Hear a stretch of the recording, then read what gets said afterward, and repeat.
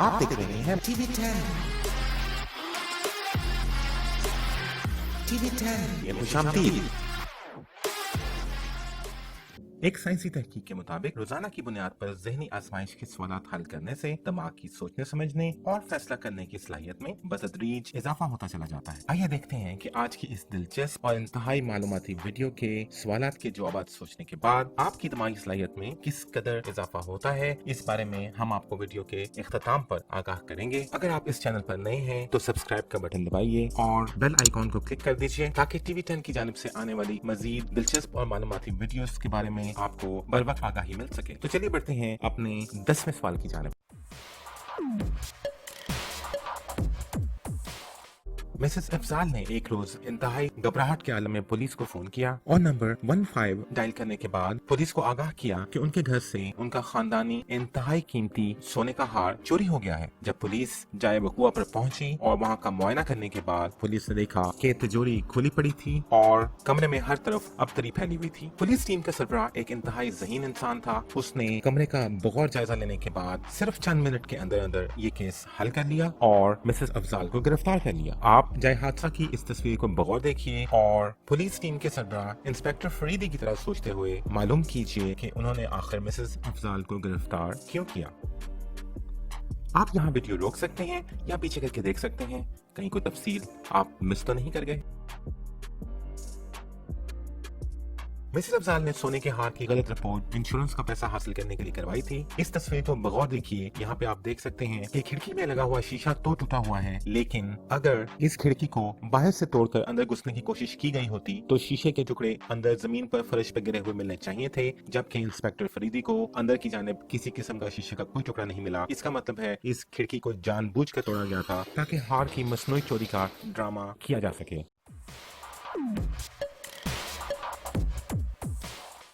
चलिए अब अपने अंदर के सोए हुए जासूस को मुकम्मल तौर पर जगाइए और पता चलाइए कि कैसे स्कूल के पहले ही दिन किसी ने तारीख के उस्ताद का कत्ल कर दिया। जब पुलिस जाए हादसा पर पहुंची तो इंस्पेक्टर फरीदी ने 4 लोगों का इंटरव्यू किया, जिसमें माली, रियाजी की उस्ताद, स्पोर्ट्स के उस्ताद और प्रिंसिपल शामिल थे। माली ने इंस्पेक्टर फरीदी को बताया कि वो स्कूल के बाहर झाड़ियां काट रहा था। रियाजी की उस्ताद ने कहा कि वो बच्चों का टेस्ट ले रही थी। स्पोर्ट्स के उस्ताद ने कहा कि वो स्कूल के जिम में वर्जिश कर रहे थे और प्रिंसिपल के बयान के मुताबिक वो अपने ऑफिस में मौजूद थे। इन चारों लोगों का बयान सुनने के बाद इंस्पेक्टर फरीदी ने कातिल को फौरी तौर पर गिरफ्तार कर लिया। क्या आप पता लगा सकते हैं कि तारीख के उस्ताद को किसने कत्ल किया और इंस्पेक्टर फरीदी को इस चीज का पता फौरी तौर पर कैसे चला? आप यहाँ वीडियो रोक सकते हैं या पीछे करके देख सकते हैं, कहीं कोई तफसील आप मिस तो नहीं कर गए। तारीख के उस्ताद का कत्ल रियाजी की टीचर ने किया था क्योंकि उसके अपने अल्फाज के मुताबिक वो स्कूल के बच्चों का टेस्ट ले रही थी, जबकि ये वाकया स्कूल के पहले ही दिन हुआ। स्कूल के आगाज के पहले ही दिन बच्चों को पढ़ाया जाएगा या उनका टेस्ट लिया जाएगा। जाहिर है पहले उनको कुछ पढ़ाया तो गया नहीं, वो पहला दिन था, तो इसका मतलब उन्होंने झूठ बोलने से पहले इंस्पेक्टर फरीदी और आपकी जहानत का गलत अंदाजा लगाया।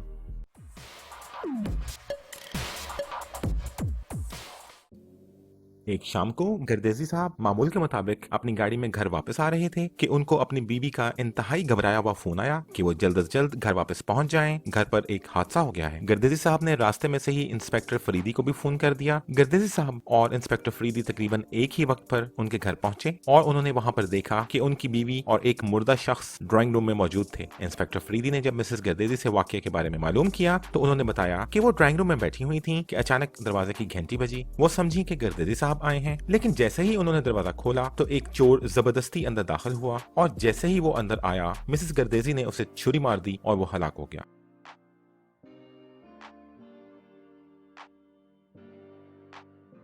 इंस्पेक्टर फरीदी ने मिसेस गर्देजी का बयान सुनने के फौरन बाद उन्हें गिरफ्तार कर लिया। क्या आप अंदाजा लगा सकते हैं कि इंस्पेक्टर फरीदी ने ऐसा क्यों किया?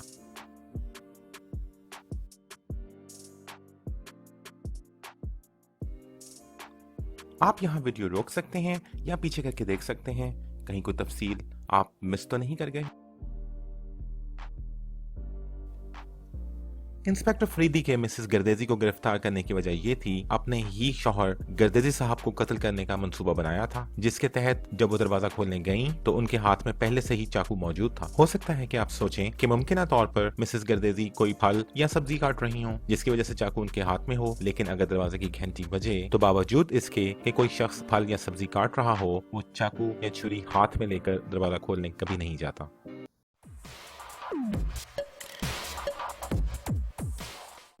इंस्पेक्टर फरीदी को एक अजीबोगरीब केस का सामना हुआ। उन्होंने एक ऐसे अगवाकार और कातिल को गिरफ्तार किया जिसका कत्ल करने का तरीकेकार बहुत अजीबोगरीब मगर हैरानकुन था। वो लोगों को अगवा करता, उनके लवाहकीन से तावान की रकम तलब करता और रकम हासिल हो जाने के बाद अगवा कुनिंदा को मार देता, जिसका तरीकेकार बहुत पुरस्कार था। वो उनके सामने 2 कैप्सूल रख देता, एक नीला और दूसरा सुर्ख, और फिर वो अगवा करदा शख्स को एक पेशकश करता कि दोनों कैप्सूल्स में से एक का इंतखाब करे। उसके मुताबिक एक कैप्सूल में इंतहाई सरीउल असर जहर होता, जबकि दूसरा कैप्सूल जहर के बगैर। अगवा करदा शख्स जब एक कैप्सूल का इंतखाब कर लेता तो अगवा कुनिंदा दूसरा कैप्सूल ले लेता और इन हालात में बदकिस्मती से फंसे हुए शख्स से कहता कि वो दोनों उसको एक ही वक्त में एक मशरूब के साथ पी लेंगे।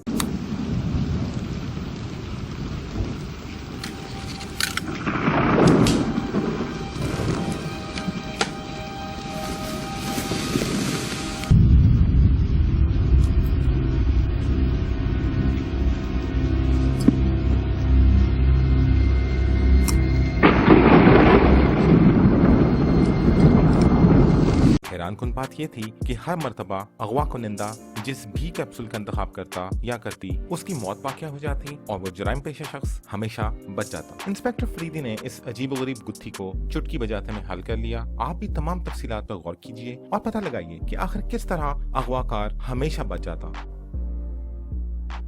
आप यहाँ वीडियो रोक सकते हैं या पीछे करके देख सकते हैं, कहीं कोई तफसील आप मिस तो नहीं कर गए।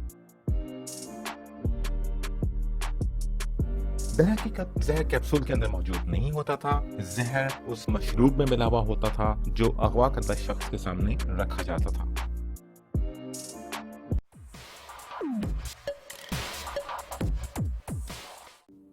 डॉक्टर कबीर एक मशहूर कीमियादान था।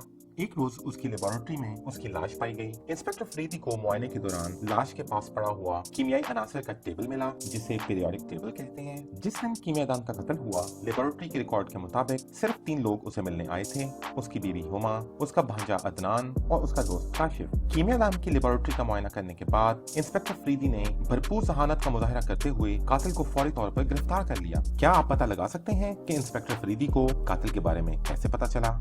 यहाँ पर आपको एक इशारा दिया जाता है। कीमियादान के पास पाए जाने वाले पीरियोडिक टेबल के ऊपर गौर कीजिए।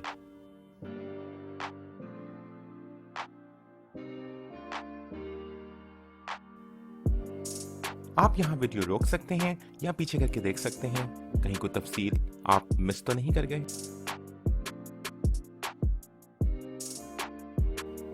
कातिल का नाम पीरियोडिक टेबल में छुपा हुआ था। अपनी मौत से चंद लम्हे पहले उस कीमियादान ने अपनी उंगली खून में डुबोकर कुछ अनासिर की अलामात के ऊपर रखी थी। अलामात को जोड़ें, यानी potassium K, arsenic AS, hydrogen H, iodine I और फ्लोरीन F, तो आपको एक नाम मिलेगा। वो ऐन अपनी मौत के वक्त कुछ लिख तो नहीं सका, लेकिन किसी ज़हीन शख्स के लिए जिसके पास इल्म कीमिया का बुनियादी इल्म भी हो, एक पैगाम जरूर छोड़ गया। कमाल है, मरते दम तक भी ये शख्स एक हकीकी कीमियादान ही साबित हुआ।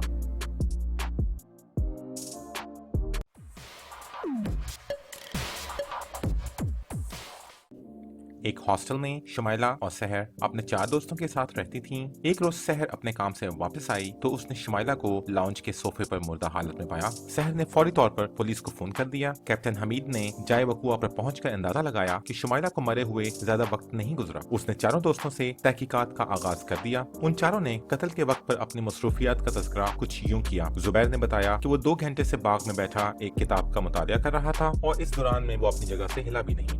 हलीमा का बयान था कि वो 1 घंटे से स्विमिंग पूल में नहा रही थी और वो पुलिस के आने के बाद ही सीधी लाउंज में पहुंची है। मज़ा के बयान के मुताबिक वो अपने कमरे में मौजूद था और सुबह से एक तस्वीर पेंट कर रहा था। भट्टी साहब ने बताया कि वो घर की छत पर जाकर पानी के टैंक की सफाई कर रहे थे और शोर सुनने के बाद नीचे आए। हैरत अंगेज बात यह है कि कैप्टन हमीद ने उन सबको अपने हाथ मुआयने के लिए आगे बढ़ाने का कहा। चारों के हाथों का मुआयना करने के फौरन बाद कैप्टन हमीद ने कातिल को फौरी तौर पर गिरफ्तार कर लिया। आप भी चारों के हाथों का गौर जायजा लीजिए और पता लगाने की कोशिश करें कि झूठ कौन बोल रहा था। आप यहाँ वीडियो रोक सकते हैं या पीछे करके देख सकते हैं, कहीं कोई तफसील आप मिस तो नहीं कर गए। हमें यकीन है कि आपकी नजरों से ये चीज छुपी नहीं रह सकी होगी कि अगर हलीमा स्विमिंग पूल में इतनी देर तक नहा रही होती तो उसकी उंगलियों के किनारों पर पानी में देर तक रहने की वजह से झुर्रियां नमूदार हो जाती।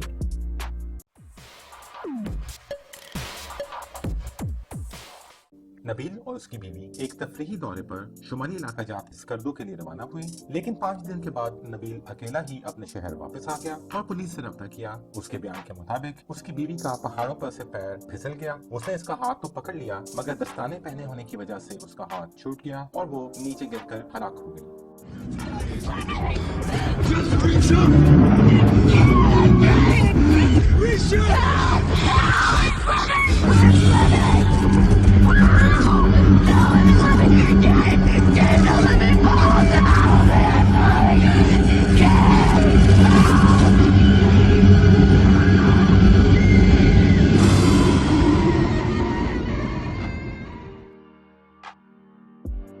अगले रोज इंस्पेक्टर फरीदी नबील के दफ्तर पहुंचे और उसे उसकी बीवी के कत्ल के इल्जाम में गिरफ्तार कर लिया। नबील ने अपना जुर्म कबूल कर लिया और इंस्पेक्टर फरीदी से दरियाफ्त किया कि आखिर उन्हें कैसे मालूम हो गया कि उसकी बीवी का कत्ल खुद उसी ने किया है। इंस्पेक्टर फरीदी ने उसे बताया कि उन्होंने अपनी असिस्टेंट को उस ट्रैवल एजेंसी से रब्ता करने को कहा जिसके जरिए नबील ने अपनी फ्लाइट की बुकिंग की थी और कुछ मालूमात हासिल की। आखिर ट्रैवल एजेंट ने इंस्पेक्टर फरीदी की असिस्टेंट को ऐसा क्या बताया कि उन्होंने पूरा केस ही हल कर लिया। आप यहाँ वीडियो रोक सकते हैं या पीछे करके देख सकते हैं, कहीं कोई तफसील आप मिस तो नहीं कर गए। दरअसल ट्रैवल एजेंट से हासिल शुदा मालूमात ने सारे मामले को रोजे रोशन की तरह अयां कर दिया। नबील ने स्कर्दू जाने के लिए जहाज की 2 टिकट्स बुक की थी मगर वापसी की सिर्फ 1।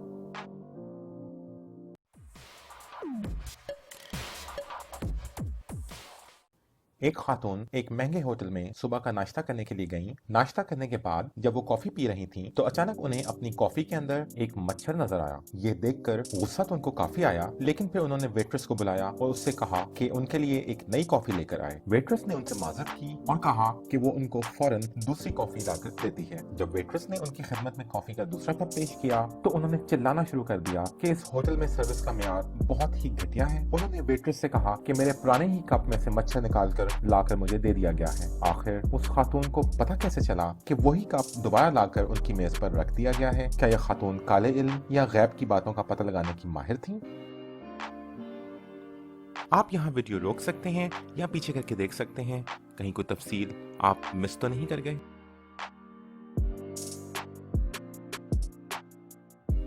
उस खातून को जब पहली मर्तबा कॉफी पेश की गई तो उन्होंने उसमें चीनी हल कर ली थी। जब दूसरी मर्तबा कॉफी तब्दील करके दी गई तो पहले ही से मीठी थी वो एक ज़हीन खातून यकीनन।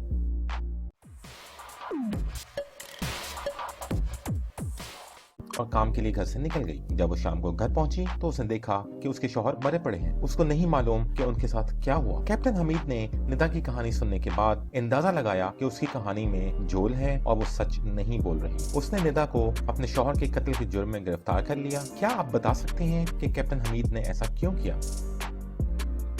आप यहाँ वीडियो रोक सकते हैं या पीछे करके देख सकते हैं, कहीं कोई तफसील आप मिस तो नहीं कर गए। अगर ये सेब निदा ने सुबह काम पर जाने से पहले काटा होता तो उसकी सतह ब्राउन या काली हो चुकी होती, लेकिन ये तो ताज़ा कटे हुए मालूम हो रहे हैं। इसका मतलब ये है कि निदा ने ये सेब शाम को घर आने के बाद काटे थे, सुबह नहीं, और जो कुछ भी हुआ वो शाम को ही हुआ।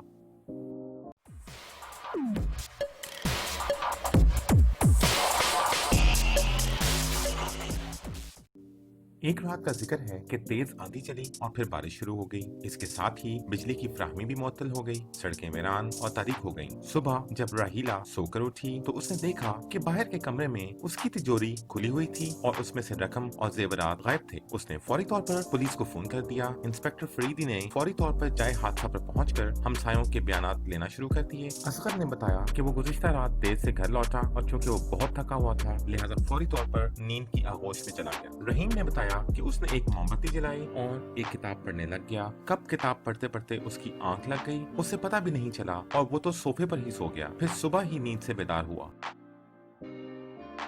सलीमा ने बताया कि उसने रात का खाना तैयार किया और अपने बेटे को बेड टाइम स्टोरी सुनाई क्योंकि उसे अंधेरे से डर लग रहा था। इंस्पेक्टर फरीदी ने फौरी तौर पर मालूम कर लिया कि कौन गलत बयानी से काम ले रहा था और चोर को गिरफ्तार कर लिया। क्या आप बता सकते हैं कि इंस्पेक्टर फरीदी ने गलत बयानी करने वाले का पता कैसे चलाया? आप यहाँ वीडियो रोक सकते हैं या पीछे करके देख सकते हैं, कहीं कोई तफसील आप मिस तो नहीं कर गए। रहीम अगर सच बोल रहा होता तो उसकी मोमबत्ती सुबह तक जलकर मुकम्मल तौर पर खत्म हो चुकी होती, लेकिन उसकी मोमबत्ती तो आधे से भी ज्यादा बाकी है। जी व्यूअर्स, आपको ये जहानत से भरी जासूसी पर मुश्तमिल वीडियो कैसी लगी? कमेंट सेक्शन में जरूर आगाह कीजिए। और आपको याद होगा कि वीडियो के आगाज में हमने आपको बताया था कि ये 10 सवालात हल करने के बाद हम देखेंगे कि आपकी जहानत में कितना इजाफा हुआ है। तो चलिए अब हम आपको आगाह करते हैं कि जिन लोगों की जहानत में 100% इजाफा हुआ है वो फौरन इस वीडियो को लाइक करेंगे, चैनल को सब्सक्राइब करेंगे और वीडियो को अपने दोस्तों के साथ शेयर भी करेंगे। जिन लोगों की जहानत में 50% इजाफा हुआ वो सिर्फ सब्सक्राइब करेंगे और रहे वो चंद एक बदकिस्मत अफराद जिनकी जहानत में कोई खातिर ख्वाह इजाफा नहीं हुआ, वो लोग सब्सक्राइब, लाइक और शेयर किए बगैर किसी दूसरी वीडियो की जानिब बढ़ जाएंगे। अल्लाह आपका हामी और नासिर हो।